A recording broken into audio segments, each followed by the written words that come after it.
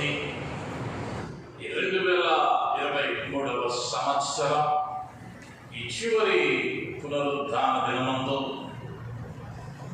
సంవత్సర ప్రారంభం నుండి నేటి వరకు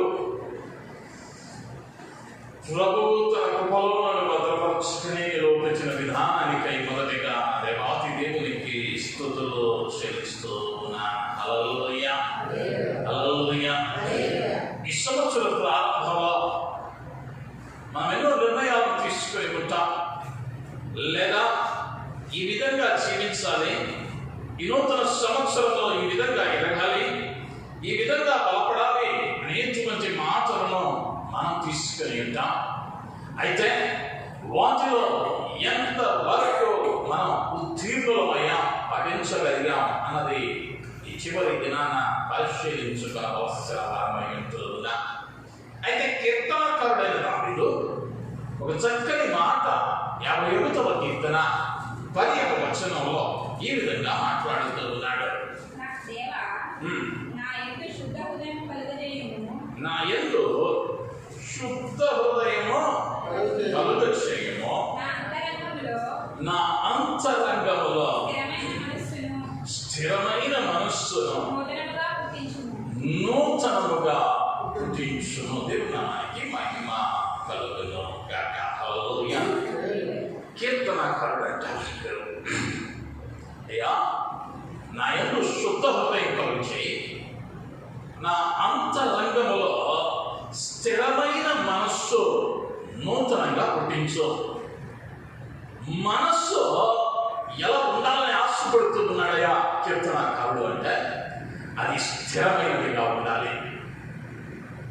నువ్వు తీసుకున్న నిర్ణయంలో లేదా నీవు పెట్టుకున్నటువంటి ఒక ప్రణాళికలో స్థిరత్వాన్ని కలిగి ఉండవలసిన అవసరం ఎంతైనా ఉన్నది అన్న అవసరాన్ని గుర్తెరిగినటువంటి ఈ యొక్క దావీదు భక్తుడు, రాజైన దావీదు ప్రభుతో విన్నవిస్తూ స్థిరమైన మనస్సు నూతనముగా పుట్టించమని ప్రార్థిస్తూ ఉన్నాడు. ఈ స్థిరమైన మనస్సు లేకపోతే అనేక పర్యాయాల్లో క్రైస్తవ జీవితంలో, విశ్వాస జీవితంలో నీవు పొందవాలని ఆశపడినటువంటి కార్యాల్లో పొందకనే సాధించుకునేటువంటి ప్రమాదము లేకపోలేదు. ఎందుకయ్యా అంటే స్థిరమైన మనస్సు నీలో లేకపోతే ఒక తీర్మానం చేసుకున్నాం అనుకుందా, ఈ మాసంలో నా భక్తి జీవితం ఇలా ఉండాలి, లేదా నా కుటుంబ జీవితం ఇలా ఉండాలి, లేదా నా వ్యక్తిగత జీవితం ఇలా ఉండాలి, నా పనిలో ఇలా ఉండాలి, నా కుటుంబంతో ఇలా ఉండాలి, నా వ్యాపారంలో ఇలా ఉండాలి అని ఒక తీర్మానం తీసుకుని 1వ తారీఖేమో ఈ సంవత్సరం అంతా బైబిల్ ప్రతిరోజు చదవాలని నిర్ణయించుకున్నాం. మనం మొదటి రోజు చదివాము, 2వ రోజు చదివాము. ఆ మనసు స్థిరముగా లేకపోతే, ఆ నిర్ణయం మీద నువ్వు స్థిరముగా లేకపోతే 3వ రోజు ఏమైతాయి అంటే మొత్తం ఎందుకునే సగం చదువుతాం. 4వ రోజు ఏమైతాయి అంటే దానిలో సగానికి వస్తాం. వారం గడిచేసరికి ఈ సంవత్సరం కాదులే, వచ్చే సంవత్సరం ప్రారంభిద్దాం. ఎందుకయ్యా ఈ కార్యం అంటే స్థిరత్వము లేకపోవటాన్ని బట్టి ఈ కార్యాలు సంభవిస్తూ ఉన్నాయి. అయితే బైబిల్ గ్రంథంలో ప్రభువుకు ఇష్టమైన మనస్సు కలిగి, ప్రభువుకు ఇష్టమైన మనస్సు కలిగి లేదా స్థిరమైన మనస్సును కలిగి దేవుని చేత ఆశీర్వదింపబడిన లేదా దీవింపబడిన మేలులు పొందుకొనిన కొందరిని ఈ ఉదయ కాలం ముందు మీ ముందుకు తీసుకుని రావాలని నేను ఆశపడుతూ ఉన్నాను. మొదటిగా యెహోషువ గ్రంథంలోనికి వెళ్దాం. యెహోషువ గ్రంథం 14వ అధ్యాయం 15వ వచనం, 13వ వచనం, 14వ అధ్యాయం 13వ వచనం. యెఫున్నె కుమారుడైన కాలేబు ఇశ్రాయేలీయుల దేవుడైన యెహోవాను నిండు మనస్సుతో అనుసరించువాడు కనుక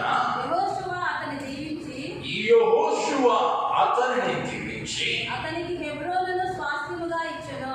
అతనికి హెబ్రోనును స్వాస్థ్యముగా ఇచ్చెను. దేవుని నామానికి మహిమ కలుగును గాక. హల్లెలూయా, హల్లెలూయా. దేవుడు ఏం చూస్తున్నాడయ్యా ఈ కాలేబును అంటే అతనిని దీవించి అతనికి హెబ్రోనును స్వాస్థ్యముగా ఇచ్చెను.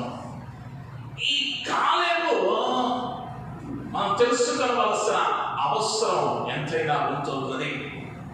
కాలేబు ఎటువంటి వాడో, తన స్వభావం ఏమిటో, తన పద్ధతి ఏమిటో మనం చూడగలిగిన వారమై ఉంటున్నా. ఈ కాలేబు మోషే నాయకత్వంలో ఐగుప్తు బానిసత్వం నుండి, ఆ బానిస బంధకాల నుండి ఎప్పుడైతే మోషే విడిపించాడో, మోషే నాయకత్వంలో నడిచినటువంటి ఈ కాలేబు, మోషే మాటలకు లోబడిన ఈ కాలేబు, తనతో ఉన్నవారు ఏ విధంగా ఆలోచిస్తూ ఉన్నారో, తనతో ఉన్నవారు ఏ మాటలు మాట్లాడుతూ ఉన్నారో, తనతో ఉన్నవారు ఎటువంటి క్రియలను జరిగిస్తూ ఉన్నారో వాటి మీద మనస్సు పెట్టక తనతో ఉన్న దేవుణ్ణి లేదా తనలో ఉన్న దేవుణ్ణి లేదా తన మనస్సు స్థిరమైనదిగా ఉంచుకునటాన్ని బట్టి దేవుడు వాగ్దాన దేశానికి నడిపిస్తానని వాగ్దానం చేశాడు. ఆ వాగ్దానం చేసిన దేవుడు నమ్మదగిన వాడు. నా మనస్సు ఎలా ఉండాలి అంటే స్థిరమైనదిగా ఉండి దాన్ని నమ్మాలి అన్న విశ్వాసాన్ని కలిగి తన నిర్ణయంలో ఎటువంటి మార్పు లేని వారిగా కాలేబు కనిపిస్తూ ఉన్నాడు.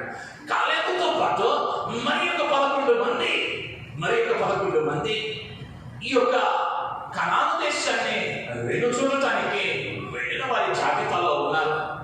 మిగిలిన వారు అంటున్నటువంటి మాట, మిగిలినటువంటి వారు పలుకుతూ ఉన్న మాట, మోషే మనం వారి మీదకి యుద్ధం జరిగించదా అది అసాధ్యం. ఎందుకైనా అంటే వారు రాక్షసుల వలె ఉన్నారు, వారు వారి దేహులు. మనం వారి యుద్ధ ఎలా ఉన్నామయ్యా అంటే మిడతల వలె ఉన్నాం.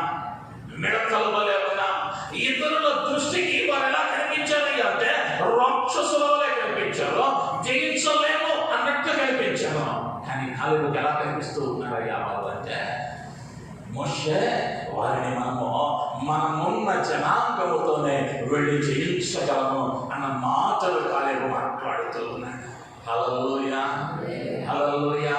అంటే కాలేబులో ఏమున్నదయ్యా అంటే ఆ స్థిరమైనటువంటి మనస్సు కలిగి ఉంది, ఆ దేవుని మీద నమ్మకం ఉంది. కొన్ని పర్యాయాలు మన ఆత్మీయ జీవితాలలో కూడా ఆయన మాటలు నమ్ముతాం, ఆయన మాటలు విశ్వసిస్తాం. కానీ కాలం అనుకూలించిన సమయాన, కార్యం నీవు అనుకున్న సమయానికి అది జరగని దినాన మన ఆత్మలో నిరుత్సాహానికి చోటిస్తూ ఉంటాం, లేదా సందేహానికి తాగిస్తూ ఉంటాం. జనవరి మాసంలో మొదటి 10 దినాలు భక్తి చేసి ఎంత భక్తి చేసినా దేవుడు నన్ను పట్టించుకోవాలా, చేస్తే ఏముంది, చేయకపోతే ఏముంది, జీవితమే బాగుంది, చక్కగా టీవీ ముందు కూర్చోవచ్చు, చక్కగా హాల్లో కూర్చొని ఏలయ్యొచ్చు, చక్కగా అక్కడికి వెళ్ళొచ్చు, ఇక్కడికి వెళ్ళొచ్చు, అదే బాగుంది. నీ నిర్ణయంలో స్థిరత్వం లేక, నీ మనస్సు స్థిరమైనదిగా ఉండక నీవేమి పోగొట్టుకుంటూ ఉన్నావయ్యా మొదటిగా అంటే ఆయన ఇచ్చేటువంటి దీవెనను పోగొట్టుకుంటూ ఉన్నావు. నీ మనస్సు స్థిరమైనదిగా ఉంటే, నీ మనస్సు నీవు దేనినైతే నమ్మావో, కాలేబు 10వ వచనంలోకి వస్తే ఎంత కాలం నమ్మాడయ్యా కాలేబు అన్న విషయాన్ని అక్కడ గమనిస్తూ ఉంటాం. యెహోవా చెప్పినట్లు యెహోవా మోషేకు ఆ మాట సెలవిచ్చినప్పటి నుండి ఇశ్రాయేలు అరణ్యములో నడిచిన ఈ 45 ఏళ్ళు ఆయన నన్ను సజీవునిగా కాపాడి ఉన్నాడు. ఇదిగో నేను ఇప్పుడు 85 ఏళ్ళ వాడును.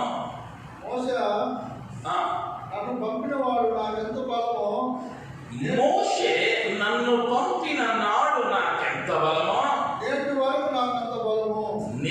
వరకు నాకంత బలం. ఎప్పుడు మోషే పంపాడు అంటే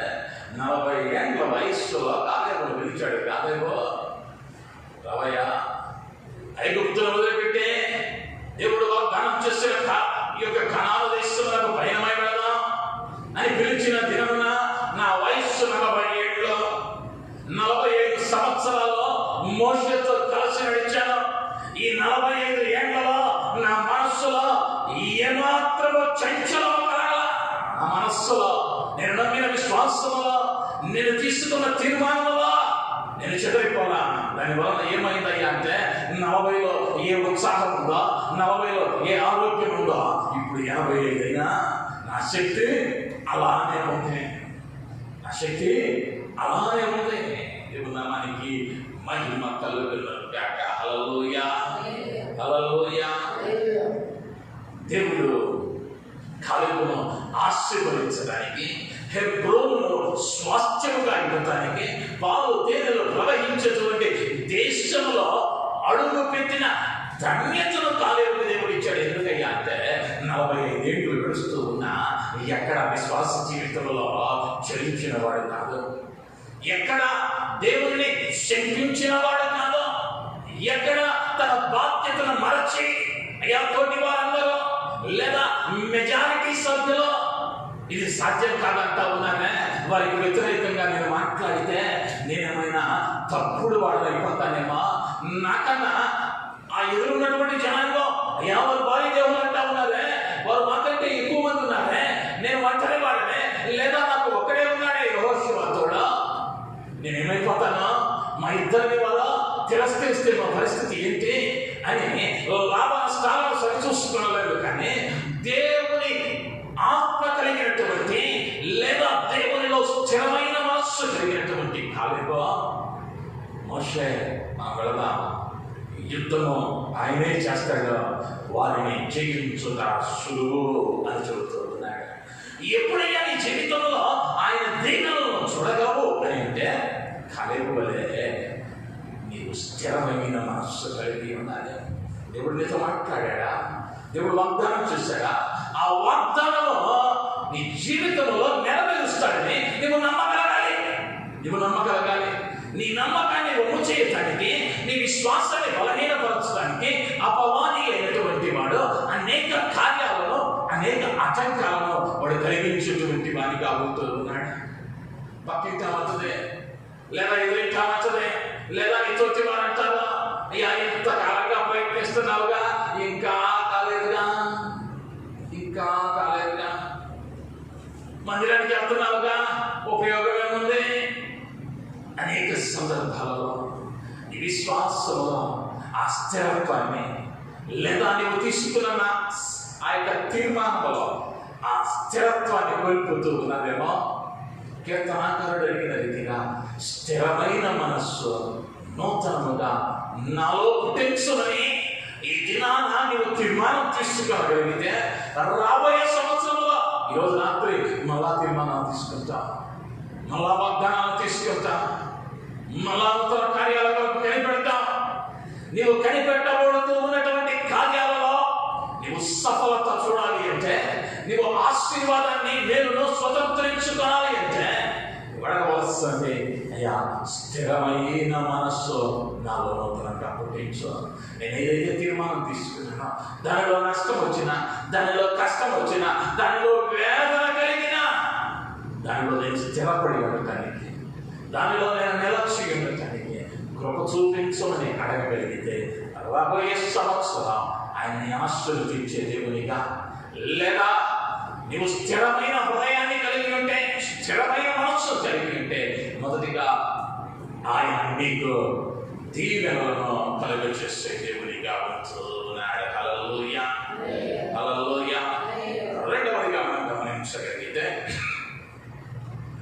2వ దినవృత్తాంతముల గ్రంథం 15వ అధ్యాయం 15వ వచనం.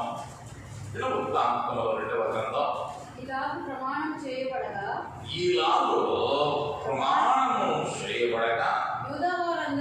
యూదావారందరూ సంతోషించిరి. వారు పూర్ణ హృదయముతో ప్రమాణం చేసి పూర్ణ మనస్సుతో ఆయనను వెదకి ఉండిరి కనుక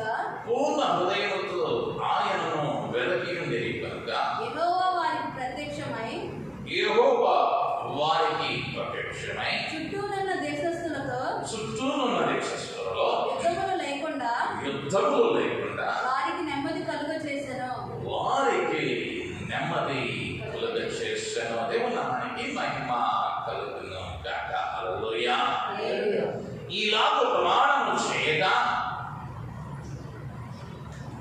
యూదా వారందరూ సంతోషించిరి. వారు పూర్ణ హృదయముతో ప్రమాణము చేసి పూర్ణ మనస్సుతో ఆయనను వెదికి ఉండిరి కనుక యెహోవా వారికి ప్రత్యక్షమై చుట్టూ ఉన్న దేశస్థుల్లో యుద్ధము లేకుండా వారికి నెమ్మది కలుగచేసెను. వచ్చినప్పుడు ఏ దేశస్థులు ఏ రాజు నాయకత్వంలో అన్న మాటలు అక్కడ రాయబడుతూ ఉన్నాయి. ఆసా ఏలుబడిలో 15వ సంవత్సరమున 3వ నెలలో వారు యెరూషలేములో కూడి దేవునికి మహిమ కలుగును గాక. ఆసా ఏలుబడిలో ఆసా రాజు గొప్ప రాజుగా, గొప్ప ప్రార్థనాపరుడిగా, దేవుని వెదకిన వాడిగా ఉంటూ ఉన్నాడు. తన జనాంగమైనటువంటి వారిని, పురుషులేమి స్త్రీలేమి, వారందరినీ సమకూర్చి దేవునితో తమ పూర్ణ హృదయముతో వారిని దేవుని వైపునకు త్రిప్పుతూ ఉన్నాడు. దేవుని వైపునకు నడిపిస్తూ ఉన్నాడు ఈ ఆసా రాజు. ఈ ఆసా ఎప్పుడైతే వారిని ప్రభువు వైపునకు నడిపించాడో అప్పటి వరకు ఎన్నో యుద్ధాల నడుమ, ఎన్నో యుద్ధాలు జరిగిస్తూ ఉన్న సందర్భంలో ఆ దేశంలో నెమ్మది లేనటువంటి స్థితిలో ఉన్నటువంటి ఇశ్రాయేలు జనాంగమునకు రాజుగా ఉన్నటువంటి ఆసా ఒక పరిష్కారాన్ని చెబుతా ఉన్నాడు. అయ్యలారా, మీరు పెద్దలేమి, చిన్నలేమి, పురుషులేమి, స్త్రీలేమి, అధికారులేమి, సామంతులేమి, ప్రతి వాడులో పూర్ణ హృదయముతో ఆయనను వేడుకొనిన ఎడల, ఆయనను వేడుకొనిన ఎడల అనేకలు చేశాడయ్యా. వారి ప్రార్థనను ఆలకించి అంటే దేశంలో నెమ్మది కలుగ చేశాడు. ఈనాడు అనేక కుటుంబాలలో ఈ సంవత్సరం మా కుటుంబం నెమ్మదిగా ఉంటే, సంతోషంగా ఉంటే, ఆశీర్వాదకరంగా ఉంటే బాగుంటుంది అని 1వ తారీఖు తీర్మానం చేసుకుంటాం. మాసం చివరికి వచ్చేసరికి ఆ ఇంటిలో నెమ్మది కరువైన పరిస్థితి, లేదా ఆ ఇంటిలో నెమ్మది లేనటువంటి పరిస్థితి. కారణం ఏమిటయ్యా అంటే కుటుంబం పూర్ణ హృదయంతో ఆయనను వెదకటం లేదేమో, లేదా మొదటి వారంలో ఆ పూర్ణ హృదయంతో స్థిరమైన మనస్సుతో ఆనాడు చేసిన భక్తి 10 రోజులకు పలచబడిపోతా ఉందేమా, 10 రోజులకు పలచబడిపోతా ఉందేమా. నెలలో ఒక్కసారి మందిరానికి వెళితే చాలా, వారానికి ఒక పర్యాయం వెళితే చాలా, వారానికి ఒక పర్యాయం బైబిల్ తీస్తే చాలా, ఆశీర్వాదం వచ్చేసింది. ఎక్కువ భక్తి చేయటం ఆరోగ్యానికి అంత మంచిది కాదు. పెద్దలు అన్నారుగా, ఎక్కువైతే మోతాదు అమృతమైన విషయం అయిపోయింది. అందుకని భక్తి మనకు ఎక్కువ. అనేక పర్యాయాల్లో కుటుంబాలలో నెమ్మది లేకపోవడానికి కారణం మనస్సులో వాక్యము మీద స్థిరమైనవిగా లేకపోవటమే. దానిలో ఎటువంటి సందేహము లేదు అన్న విషయాన్ని జ్ఞాపకం చేస్తూ ఉన్నాను. రాజైన ఆసా తను ప్రార్థిస్తూ ఉన్నాడు, దేవా యుద్ధానికి వెళ్తా ఉన్నా, మా పక్షంగా యుద్ధము చేయమని ఆసా ప్రార్థించగా తన సైన్యము కంటే 2 సైన్యము 3 దేశాలలో తనను చుట్టుముట్టిన ఈ ఆసా ప్రార్థనను దేవుడు ఆలకించి ఈ కొద్ది మందితోనే విస్తారమైన దేశం మీద జయమిచ్చిన దేవునిగా ఆసా ప్రార్థనను ఆయన ఆలకించిన వారిగా ఉంటూ ఉన్నాడు.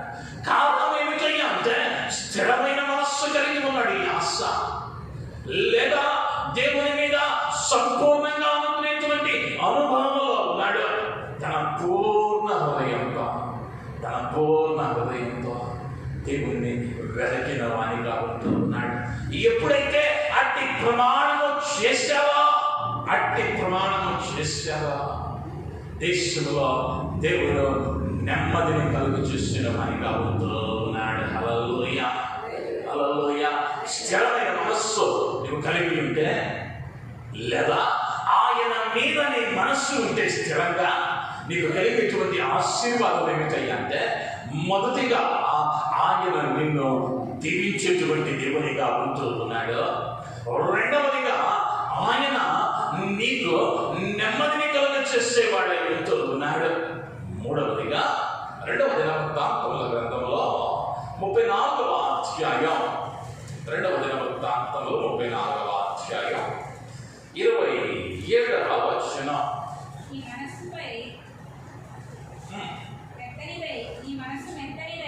ఈ మనస్సు మెత్తనిదై ఈ స్థలం మీదను దాని కాపురస్తుల మీదను దేవుడు పలికిన మాటలను నీవు వినినప్పుడు నా సన్నిధిని నిన్ను నీవు తగ్గించుకుని నీ వస్త్రములు చింపుకొని నా సన్నిధిని కన్నీరు విడిచితివి కనుక నీ మనవిని నేను ఆలకించితిని. దేవుని నామానికి మహిమ కలుగును కాక. హల్లెలూయా, హల్లెలూయా. ఎవరితో మాట్లాడుతూ ఉన్నాడయ్యా ప్రభువు? ఎవరి మనవిని ఆలకించాలని ప్రభువు చెప్తూ ఉన్నాడయ్యా అంటే 1వ వచనంలోనికి వస్తే 34. యోషియా ఏలనారంభించినప్పుడు 8 ఏండ్ల వాడై యెరూషలేములో 31 సంవత్సరములో ఏలెను. దేవుని నామానికి మహిమ కలుగును గాక. హల్లెలూయా, హల్లెలూయా. అతడు తన యొక్క బాల్యములో 8 ఏండ్లు అంటే చిన్నవాడు, బాలుడైనప్పటికీ తన కార్యాల్లో, తన పనులు, తన యొక్క ప్రవర్తన అవి ఏ విధంగా ఉన్నాయో అక్కడ నుండి చదువుకుంటూ వెళితే 3వ వచనంలో మాట చదువుతూ ఉన్నా.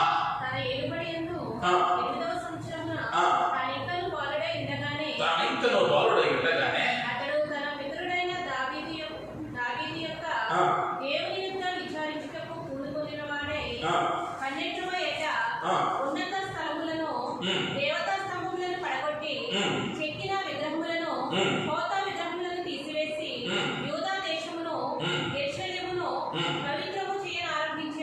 పవిత్రము చేయనారంభించెను. దేవుని నామానికి మహిమ కలుగును గాక. హల్లెలూయా, హల్లెలూయా.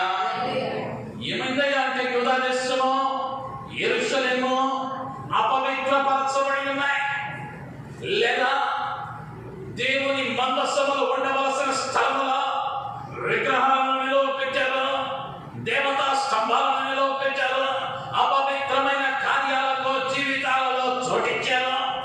ఇప్పుడు ఈ యోషియా రాజుగా ఉన్నాడు.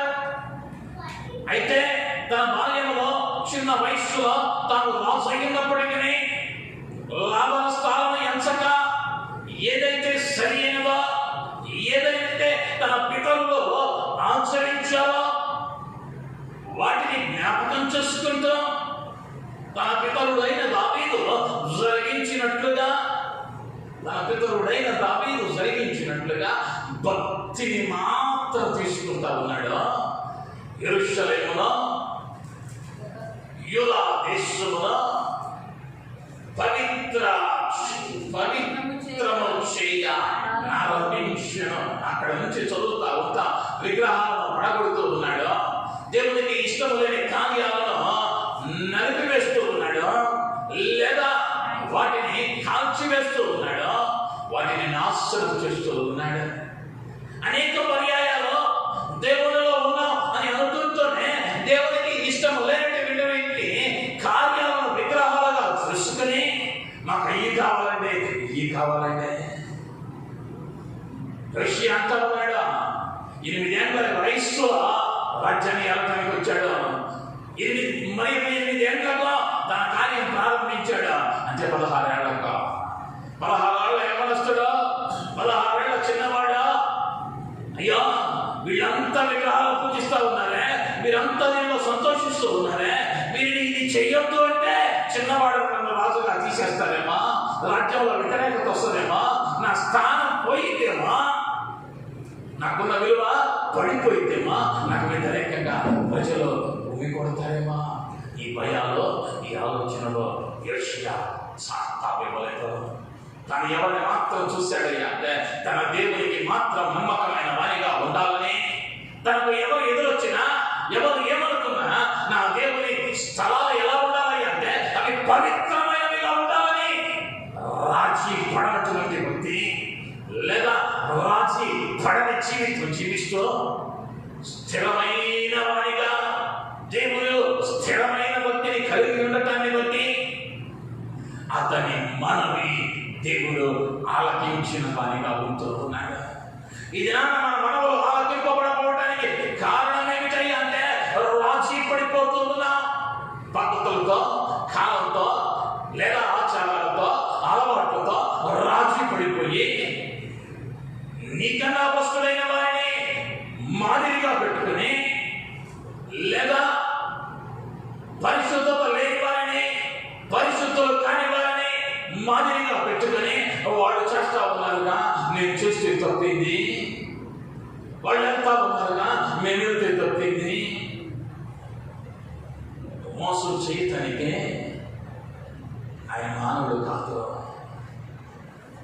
ఆయన నీ హృదయ మర్మాలు ఎరిగిన దేవుడు. ఏ ఉద్దేశంతో మందిరానికి వస్తూ ఉన్నావో, ఏ ఉద్దేశంతో మోకరిస్తూ ఉన్నావో, ఏ ఉద్దేశంతో బైబిల్ను పట్టుకున్నావో ఆయనకు అన్నీ తెలుసు. ఆయనకి అన్నీ తెలుసు. కొన్ని పర్యాయాల్లో మనుషుల మెప్పు కొరకు భక్తి చేస్తా ఉన్నావేమో,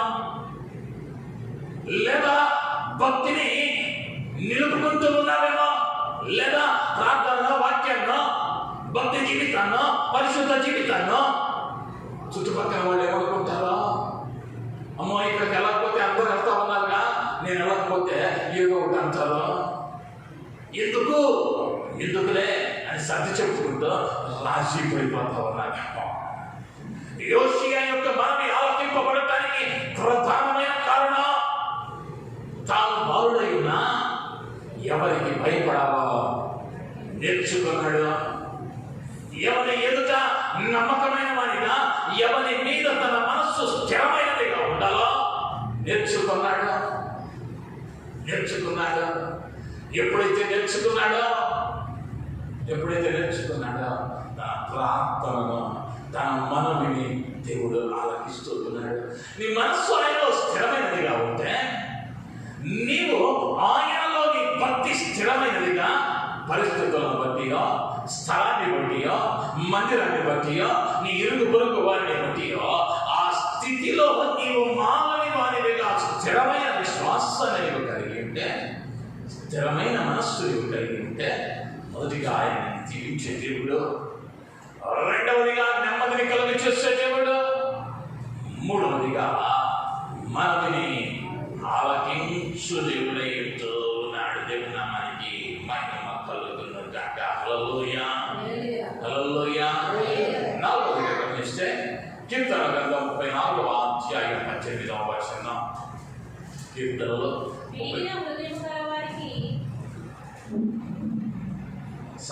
క్షమించాలి. కీర్తన 34:18 యెహోవా ఉత్తముడని రుచి చూసి, యెహోవా ఉత్తముడని రుచి చూసి తెలుసుకుని ఆయనను ఆశ్రయించు నరుడు ధన్యుడు. దేవుని నామానికి మహిమ కలుగును గాక. హల్లెలూయా, హల్లెలూయా. యెహోవా ఉత్తముడని రుచి చూసి తెలుసుకున్నాడు. దేవుణ్ణి ఆయన ఆశ్రయించిన నరులు ధన్యులు. దేవుని నామానికి మహిమ కలుగును గాక. హల్లెలూయా, హల్లెలూయా. యెహోవా ఉత్తముడని రుచి చూసి తెలుసుకుని, ఆ రుచి చూసినటువంటి భక్తిలో నీవు స్థిరమైన వారివిగా ఉంటే, లేదా రాజీ పడని వారివిగా ఉంటే, ఆ విశ్వాస జీవితంలో నీ నమ్మకాన్ని ఆయన మీద ఉంచగలిగితే, ఆయన చేసేటువంటి నాలుగో కార్యం ఏమిటయ్యా అంటే నిన్ను రక్షించు వారిగా ఆయన ఉంటూ ఉన్నాడు. ఆయనను ఆశ్రయించు నరులో ధన్యులు. ఆయనను ఆశ్రయించు నరులో ధన్యులు. ఆయన ఆశ్రయిస్తే నీ చుట్టూ ఇబ్బందికరమైన పరిస్థితులున్నా, లేదా ఎదురు ఎర్ర సముద్రం వెనక మరో సైన్యం వంటి కఠినమైన స్థితిలో నీవు నిలవబడి, అయ్యో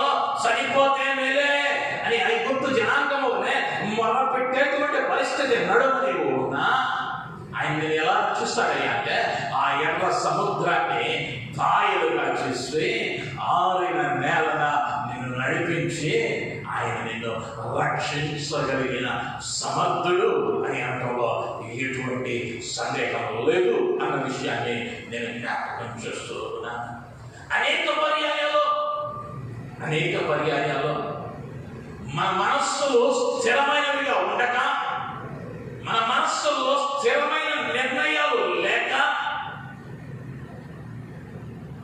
ఆ నిర్ణయాలు మనకు అనుకూలంగా మార్చుకుంటూ లేదా ఆ విశ్వాస జీవితాన్ని మనకు అనుకూలంగా మార్చుకుంటూ మనం పొందవలసిన ఆశీర్వాదాలు, మనం పొందవలసిన దీవెనలు, మనం పొందవలసిన నెమ్మది, మనం పొందవలసినటువంటి మన ప్రార్థనలు ఆలకింపబడవలసినటువంటి స్థితి, రక్షింపబడవలసిన ఆశీర్వాదాలను మన మనస్సులో స్థిరమైనదిగా లేకపోతున్న బట్టి పోగొట్టుకుంటూ ఉన్నానేమో.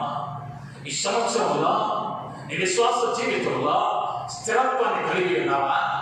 ఒక్కసారి పునః పరిశీలన చూసుకుంటే, ఇబ్బంది కలిగినప్పుడు, కష్టం మధ్యలో, ఇరుగు పొరుగు వారు సుటినోటి మాటలు అన్నప్పుడు నీ భక్తి జీవితం ఎలాంటి స్థితిలో ఉన్నదో పరిశీలించుకోవాల్సిన అవసరం ఎంతైనా ఉంది.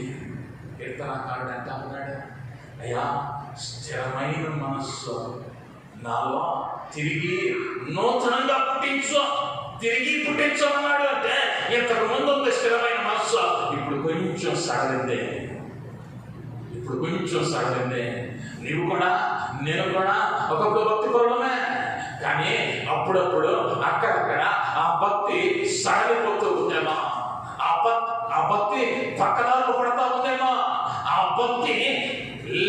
భక్తి కొన్ని పర్యాయాలు స్వప్రయోజనాలను ఆలోచించుకుంటూ ఉన్నదేమో. పరిశీలించుకోవాల్సిన వారమై ఉంటూ ఉన్నా నీ మనస్సు ఆయన మీద స్థిరమైనదిగా ఉంటే నిన్ను మేలుతో తృప్తిపరచే దేవుడు, నీకు నెమ్మదినిచ్చే దేవుడు, నీ మనమైన ఆలోచించే దేవుడు, నేను రక్షించేటువంటి దేవుడు. అయితే ఆ మనస్సులో ఉండవలసినది ఏం చెయ్యాలంటే ఆ నూతనమైన స్థిరమైన మనస్సు నీకు కలిగి ఉండాలి. అంటే నీలో ఉండవలసినటువంటి రెండు కార్యాలను మాత్రం మనం గమనించగలిగితే, 2వ దినవృత్తాంతముల గ్రంథం 30వ అధ్యాయం 19వ వచనం, పరిశుద్ధ స్థలం యొక్క శుద్ధీకరణ చొప్పున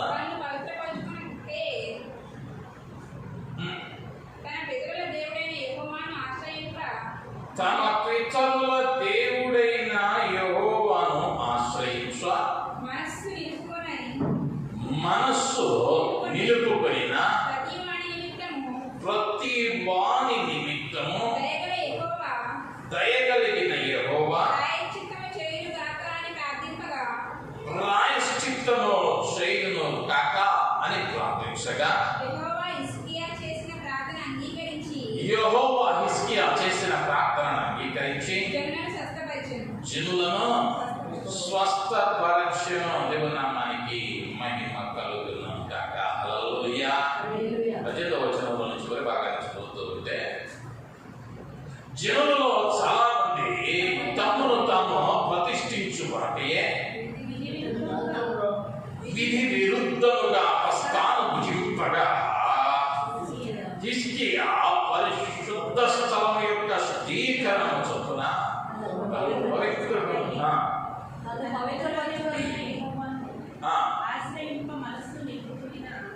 యెహోవాను ఆశ్రయింప మనస్సు నిలుపుకొనిన ప్రతి వాని నిమిత్తము దయగల యెహోవా ప్రాయశ్చిత్తము చేయును గాక అని ప్రార్థించారు. జనులు ఏం చేశారయ్యా అంటే, ఆ పస్కాను భుజించడానికి ఒక విధి విధానం ఉంది, ఆ భక్తి చేయటానికి ఒక క్రమం ఉంది, లేదా ఆ భక్తి చేసేటువంటి విధానంలో ఒక పద్ధతి ఉంది. అయితే జనులు ఏం చేశారయ్యా అంటే, ఆ విధికి విరుద్ధముగా ఆ ప్రతిష్టకు విరుద్ధంగా తమను తాము ప్రతిష్ఠించుకొనక, పరిశుద్ధపరచుకొనక, ఎప్పుడైతే పస్కాను భుజించాలో భయంకరమైన వ్యాధి హిజ్కియా రాజు ఏలుబడిలో దేశమును అల్లాడించుతున్న తరుణంలో హిజ్కియాకు కలిగిన ఆలోచన ఏమిటయ్యా అంటే ప్రభువును ఆశ్రయించాలి. తప్పైతే జరిగిపోయింది, ప్రజలైతే లోపడలేదు, పాపాన్ని అయితే చేశారు, ప్రభువు ఉగ్రతను రుచి చూస్తూ ఉన్నారు. ఇప్పుడైనా ఇప్పుడైనా ఇప్పుడైనా ఆయన పాఠాల మీద పడితే, ఆయనను ఆశ్రయిస్తే నా దేశాన్ని ఆయన స్వస్థపరుస్తాడు, ఆ దేశాన్ని ఆయన స్వస్థపరుస్తాడు అని కోరిన హిజ్కియా తాను చేసిన మనవి దేవుడు ఆలకించిన వారిగా ఉంటూ ఉన్నాడు. నీ జీవితం స్థిరమైనదిగా, నీ హృదయం స్థిరమైనదిగా, నూతనమైన మనస్సు నీలో తిరిగి పుట్టాలి అంటే, ఆయనలో నువ్వు స్థిరమైన వారిగా ఉండాలి అంటే మొదట ఏం నేర్చుకోవాలయ్యా, మొదట నీ మనస్సులో ఏముండాలయ్యా అంటే ప్రభువును ఆశ్రయించాలన్న ఆశ వాంఛ నీలో అవసరం ఉంటూ ఉన్నది. ఈనాడు అనేక మంది క్రైస్తవులు అని అనుకుంటూనే ఎప్పుడయ్యా దేవుడు కావాలి అంటే కన్నీటిలో ఉన్నప్పుడు దేవుడు ప్రతిరోజు మాస్టర్ గారు ప్రార్థించండి. అవసరమైందా? దేవుడు ఆశీర్వదించాడా? దేవుడు దీవించాడా? దేవుడు హెచ్చించాడా? ఏ దేవుడు ఇప్పుడు అక్కడ అక్కర్లేదా? ఎందుకయ్యా అంటే ఈరోజు అన్నీ ఉన్నాయిగా ఇంట్లో, లేదు అన్న పాత్ర లేదుగా. మళ్ళా ఇప్పుడైనా ఒక భక్తుడు అన్నాడు, ఈనాటి క్రైస్తవుల కంటే దేవుడు ఎప్పుడు గుర్తొస్తున్నాడు అయ్యా అంటే ఉన్న డబ్బులన్నా పోవాలి, లేదు రోగమన్నా రావాలి.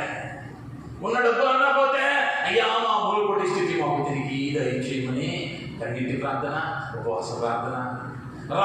రోగమేదన్నా వస్తే అయ్యా స్వస్థపరచు యెహోవా నీవే కదా, అలా ప్రార్థన. ఎప్పుడు వస్తున్నారు అయ్యా దేవుని దగ్గరికి అంటే ఉన్న డబ్బన్నా పోవాలి, లేదా గొప్ప సబ్బన్నా రావాలి. కానీ దేవుడు కోరుకుంటూ ఉన్నదే ఏదో వచ్చినట్టు కాదు, నీవు రావాల్సినది దుర్దినములు రాకముందే నీ సృష్టికర్తల స్మరణకు తెచ్చుకో. నీకు అన్ని బాగున్నప్పుడే ఆయన ఆశ్రయించడం నేర్చుకుంటే నీకు స్థిరమైన మనస్సు ఆయన దయచేసేవాడు. స్థిరమైన మనస్సు నీలో ఉంటే నీకు మేలులు ఉన్నాయి, నెమ్మది ఉంది, రక్షణ ఉంది. ఆయన నీ మనవిని ఆలోకిస్తాడు.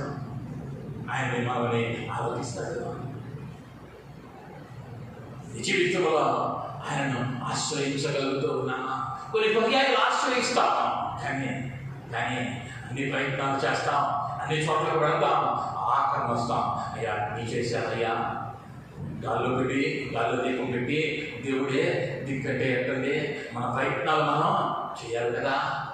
అందుకని అన్ని ప్రయత్నాలు చేశానయ్యా, ఇక మా వల్ల కాదు, నువ్వే దిక్కు అంతం కాదు ఆయన కోరుకునేది.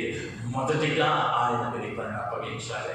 సమస్య వచ్చిందా, ఇబ్బంది ఉందా, కష్టం ఉందా, వ్యాధి ఉందా, బాధ ఉందా, మొదటిగా ఆయన పాత్ర మీద పడాలి. అయ్యా నీవే ఆలోచన, నీవే నడిపించు అని ఆయనను ఆశ్రయించేటువంటి మనస్సు నీలో ఉండాలి. రెండవదిగా సామెతల గ్రంథం 7వ అధ్యాయం 1వ వచనం. సామెతల గ్రంథం 7వ అధ్యాయం. నా కుమారుడా నా మాటలు నీ మనస్సులో ఉంచుకొనుము, నా ఆజ్ఞలను నీ యొద్ద దాచిపెట్టుకొనుము. దేవుని నామానికి మహిమ కలుగుతున్న గంట. హల్లెలూయా. సొలొమోను విజయపడుతున్నటువంటి జ్ఞానోపదేశం. నా కుమారుడా నా మాటలను మనస్సున ఉంచుకొనుము, ఆజ్ఞలు నీ యొద్ద దాచిపెట్టుకొనుము. నీలో ఏముండాలయ్యా అంటే నా దేవుని మాటలు ఉండాలి.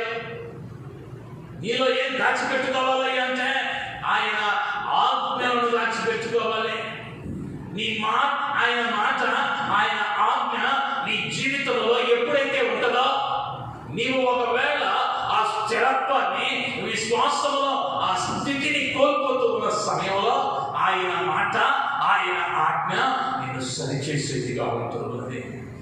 యవనస్తులు దేని చేత తమ నడతను సరిచూసుకుందురో నీ యొక్క వాక్యము చేతనే కదా. ఆ వాక్యము ఆయన మాట, ఆదియందు వాక్యం ఉండే దేవుని యొక్క ఉండెను, వాక్యము దేవునిదై ఉండెను. ఆ దేవుని మాట, ఆ వాక్యము నీలో ఉండవలసిన అవసరం ఉంటుంది. ఈనాడు క్రైస్తవులకు ఆమోసు గ్రంథం ఎక్కడ ఎత్తి కొత్త నిబంధనలో ఎతికేటువంటి దినాల్లో ఉన్నాం.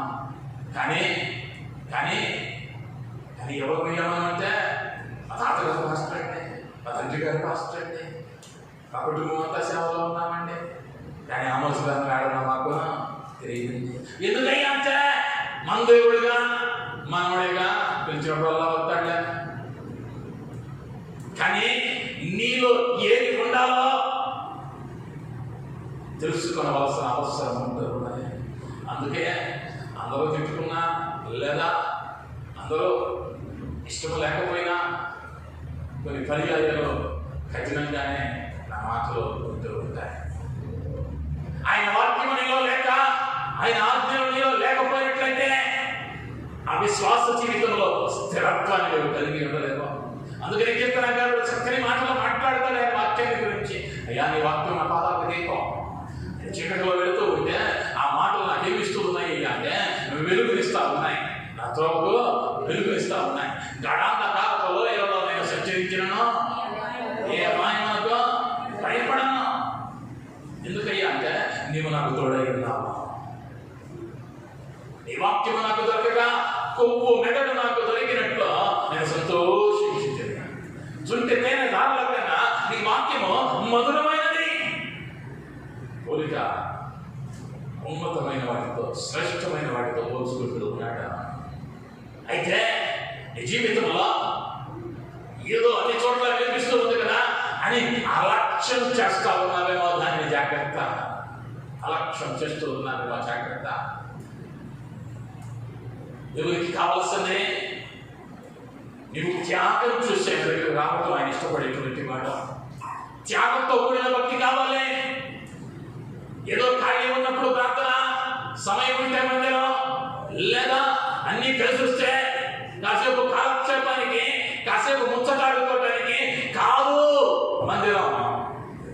మందిరం దేనికయ్యా అంటే ఆయన వాక్యంలో బలపడటానికి, ఆయన మాటలు, ఆయన ఆజ్ఞలు హృదయంలో దాచుకోవటానికి.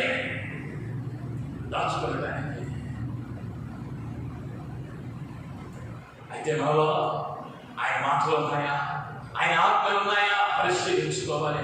ఆయన ఆజ్ఞ, ఆయన మాట నీ హృదయంలో ఉంటే నీ హృదయాన్ని ఆయన స్థిరపరుస్తాడు. స్థిరపరిస్తే మేలులో, స్థిరపరిస్తే నెమ్మది, స్థిరపరిస్తే రక్షణ, స్థిరపరిస్తే నీ ప్రార్థన ఆయన ఆలపిస్తాడు. ఏముండాలయ్యా నీ మనస్సులో అంటే ఆయన ఆశ్రయించాలన్న వాంఛ కావాలి. ఆయన మాటలు, ఆజ్ఞలు నీ హృదయంలో ఉండాలి. ఏమి ఉండకూడదయ్యా అంటే కొలస్సీ పత్రిక 3వ అధ్యాయం 2వ వచనంలో, కొలస్సీ రాసిన పత్రిక పైనున్న వాటి మీదనే కానీ భూ సంబంధమైన వాటి మీద మనస్సు పెట్టుకొనకుడి. ఎలయనగా మీరు మృతి పొందితిరి, మీ జీవము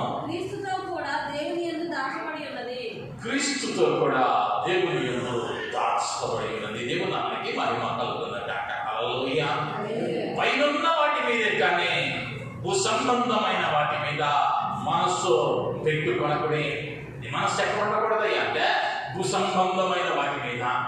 ఏమి తిందుమో, ఏమి త్రాగుదమో, ఏమి కట్టుకుందామో అని మీ దేహమును గురించి ఏనో, మీ ప్రాణమును గురించి ఏనో చింతపడకుడి.